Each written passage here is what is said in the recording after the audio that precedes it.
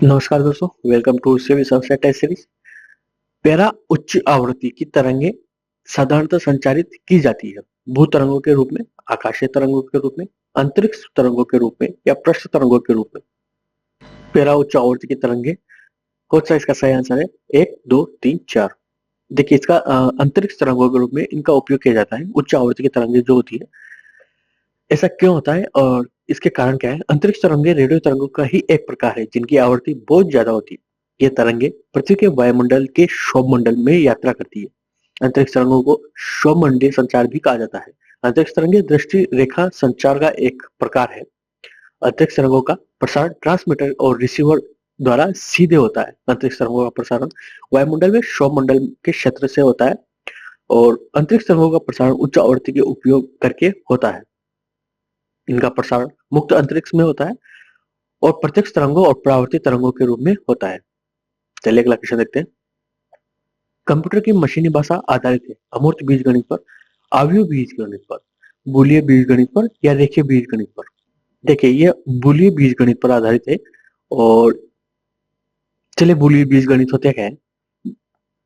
मशीनी भाषा बूलियन बीजगणित पर आधारित है। कंप्यूटर की मशीनी भाषा जिन्हें बाइनरी नंबर सिस्टम पर आधारित होती है, 010101 इसी प्रकार से पैटर्न बनाती है, जो कि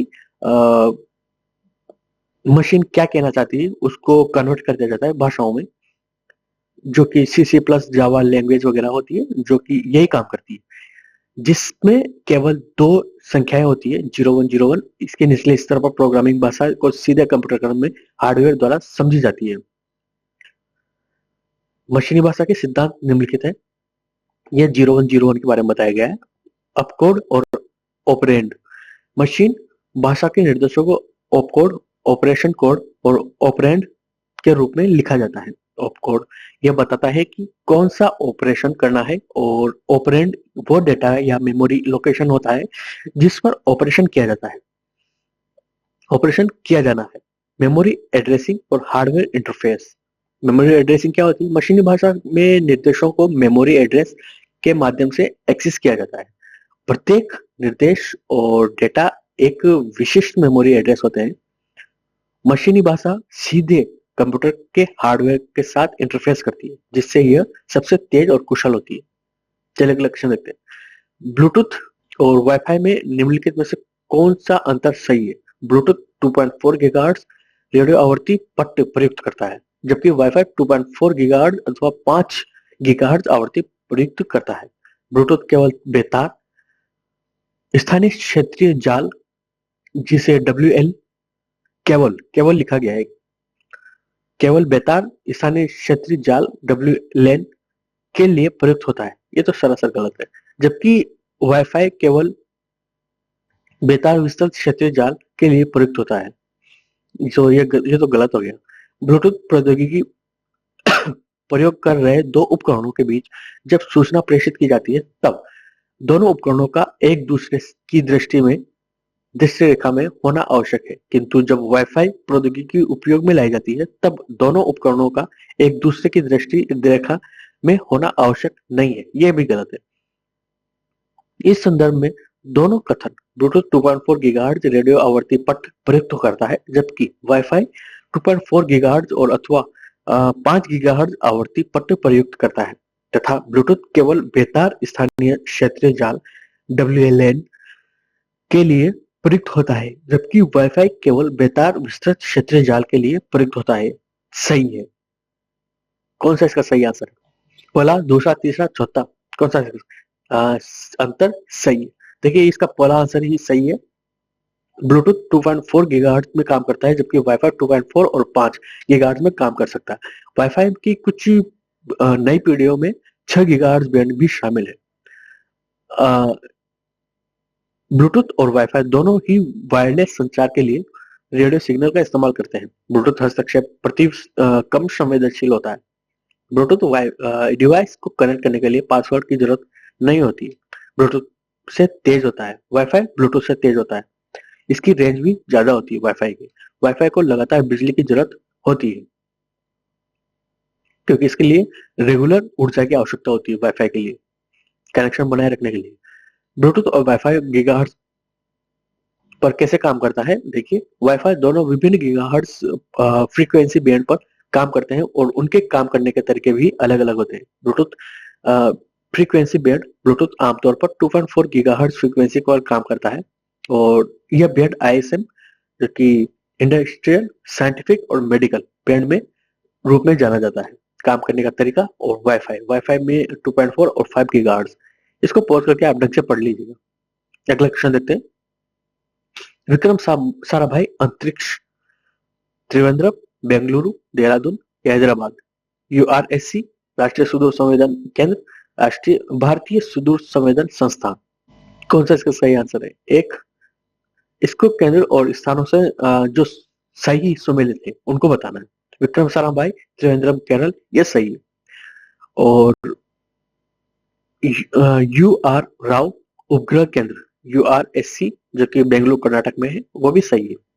राष्ट्रीय सुदूर संवेदन केंद्र, एनआरएससी, देहरादून, ये गलत है। भारतीय सुदूर संवेदन संस्थान, आईआईआरएस, हैदराबाद और तेलंगाना, ये भी गलत है। तो इसका ए और बी ये दोनों सही है। चलिए अगला क्वेश्चन। भारत का पहला दृश्य सीमा से परे बीवीआर, हवा से हवा में मार करने वाला स्वदेशी अभिकल्पित एवं रक्षा अनुसंधान और विकास संगठन, जिसे डीआरडीओ के नाम से जानते हैं, द्वारा विकसित प्रक्षेपत्र है? पृथ्वी, अग्नि, अस्त्र या आकाश? देखिए, हवा से हवा में मार करने वाला जो प्रक्षेपात्र है वो अस्त्र है, जो कि डीआरडीओ द्वारा विकसित किया गया है। अस्त्र मिसाइल भारत की एक शक्ति है। देखिए, अस्त्र मिसाइल के बारे में, लंबी दूरी, सुपरसोनिक गति, यह मिसाइल ध्वनि की गति से कई गुना अधिक गति से उड़ान करती है। इसे दुश्मन के लिए पकड़ना बहुत मुश्किल है। रेडार पर शो नहीं करती है, बहुमुखी प्रतिभा की धनी है। अस्त्र मिसाइल का महत्व कुछ इस प्रकार से दिखती है। ये सुपरसोनिक गति से विचरण करती है। और हाँ, ये एक क्रूज मिसाइल है, ना कि बैलिस्टिक। बैलिस्टिक क्या होती है? ये धरती है, सतह से ऊपर जाती है फिर नीचे आती है, ये बैलिस्टिक मिसाइल है। क्रूज मिसाइल क्या है? ये नीचे नीचे ही विचरण करती है। इसी वजह से ये रेडार पर शो नहीं होती है। क्रूज मिसाइल, कोई भी क्रूज मिसाइल रेडार पर शो नहीं होती है। एक सीमा से परे जो कि बैलिस्टिक मिसाइल ही पार करती है, वो रेडार पर नोटिस किया जा सकता है उसे। एक कण जिसकी कम से कम एक विमा 10⁻⁷ मीटर से कम हो तो कहलाता है माइक्रो पार्टिकल, मिली पार्टिकल, नैनो पार्टिकल्स या माइक्रो पार्टिकल्स। मैक्रो और मैक्रो और मिली, 10⁻³ 10⁻⁶ और 10⁻⁹ तक, 10⁻7 से 9 तक, ये नैनो पार्टिकल्स की श्रेणी में आते हैं। तो इसका सही आंसर है थर्ड। चलिए इसकी व्याख्या। नैनोमीटर के रूप में जाता है और इस आकार के कणों को नैनो पार्टिकल्स कहा जाता है। नैनो पार्टिकल्स का उपयोग विभिन्न क्षेत्रों में किया जाता है, जैसे चिकित्सा, इलेक्ट्रॉनिक्स, पर्यावरण विज्ञान। नैनो पार्टिकल्स के कुछ उपयोग है, जैसे चिकित्सा, इलेक्ट्रॉनिक्स, पर्यावरण विज्ञान। अगला क्वेश्चन देखते हैं। द्राक्ष शर्करा, इसको सही सम्मिलित करना है। फल शर्करा, दुग्ध शर्करा, चीनी शर्करा और स्टीविया, इसमें कौन कौन से सही है? देखिए, द्राक्ष शर्करा जो कि शर्करा का ही एक रूप है, यह ग्लूकोज का एक रूप है, तो इसका आंसर है फोर्थ। और फल शर्करा जो कि फ्रक्टोज है, फल शर्करा को फ्रक्टोज के नाम से। दुग्ध शर्करा में लैक्टोज होता है, लैक्टोज की वजह से। और चीनी में यह सुक्रोज होता है, चीनी, जिसे सुक्रोज के नाम से जानते हैं। स्टीविया जो कि प्राकृतिक स्वीटनर है, प्राकृतिक स्वीटनर है स्टीविया।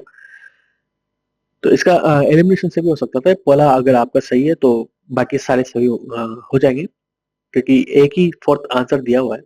अगला क्वेश्चन देखते हैं।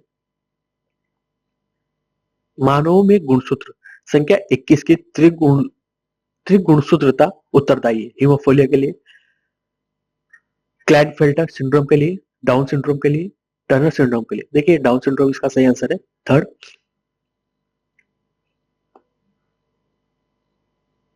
21वें गुणसूत्र जो कि ट्राइसोमिया 21 के नाम कारण डाउन सिंड्रोम कहा जाता है। डाउन सिंड्रोम का एक आनुवंशिक विकार है जब तब होता है जब किसी व्यक्ति में के पास 21वें गुणसूत्र में 3 प्रतियां होती है।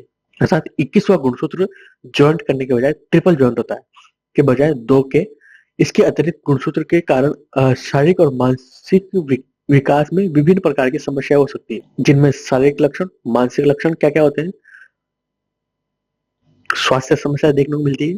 और डाउन सिंड्रोम के लक्षण क्या-क्या दिखते हैं, छोटा कद, चपटा चेहरा, छोटी गर्दन, छोटे कान, एकल रेखा वाला हथेली और छोटी अंगुलियां, दिल की समस्याएं, पाचन तंत्र की समस्याएं देखने को मिलती है डाउन सिंड्रोम की वजह से। अगला क्वेश्चन, मानव गतिविधियों को प्रत्यक्ष अप्रत्यक्ष आलम्बन प्रदान करने के लिए ग्रीन हाउस गैसों की कुल मात्रा को कहते हैं, कार्बन डाइऑक्साइड सूचकांक या कार्बन फुटप्रिंट, कार्बन पृथक्करण या कार्बन अवशोषण। देखिए ये कार्बन पदचिन्ह इसका सही आंसर है, फुटप्रिंट। इसकी व्याख्या, ग्रीन हाउस गैसों की मात्रा जिसे कार्बन डाइऑक्साइड के समतुल्य मापा जाता है, यह माप इस बात का संकेत देता है कि हमारी गतिविधियां पर्यावरण पर कितना प्रभाव डाल रही है, जिसे कार्बन फुटप्रिंट कहा जाता है। कार्बन पदचिन्ह के प्रमुख घटक ऊर्जा उपयोग, परिवहन, उत्पादन और उपभोग, कचरा प्रबंधन के इनके उपाय क्या-क्या हो सकते हैं, ऊर्जा की बचत, परिवहन में सुधार, स्थायी उपभोग, पुनर्चक्रण। देखिए आप ये मेंस के हिसाब से भी करवा रहे हैं हम लोग, तो आप प्री और मेंस दोनों में इनका उपयोग अच्छे से कर सकते हैं। प्री मेंस के लिए भी इनको लिखा जा सकता है। अगला क्वेश्चन, अम्ल वर्षा के लिए निम्न में से कौन पर्यावरण प्रदूषक उत्तरदायी है, कार्बन डाइऑक्साइड और नाइट्रोजन, कार्बन मोनोऑक्साइड और कार्बन डाइऑक्साइड, नाइट्रस ऑक्साइड या सल्फर डाइऑक्साइड या ओजोन और कार्बन डाइऑक्साइड। देखिए नाइट्रस HNO3 और सल्फर जो कि H2SO4 एसिड बनाते हैं, सल्फर और नाइट्रोजन। तो ये थर्ड इसका सही आंसर है इनके हिसाब से। बाकी कार्बन है जो कि H2CO3 भी बनाता है, तो कार्बन भी इनमें एसिडिटी उत्पन्न करता है, अम्ल वर्षा करता है और समुद्रों को H2CO3 से अम्लीय बनाता है, ओशन को अम्लीय बनाता है। तो इन चारों के हिसाब से ये थर्ड इसका सही आंसर है। ये इसकी व्याख्या H2SO4 HNO3 जो कि नाइट्रोजन के साथ और अमोनिया के साथ एसिड प्रयुक्त करता है। और यह जब बरसात होती है तो मोन्यूमेंट्स जैसे कि ताजमहल है और कई पत्थर है जो कि हिस्टोरिकल काफी महत्वपूर्ण है और इनका डिग्रेडेशन करते हैं, ये अम्ल अम्ल इनका डिग्रेडेशन करते हैं। अगला क्वेश्चन, थैंक यू।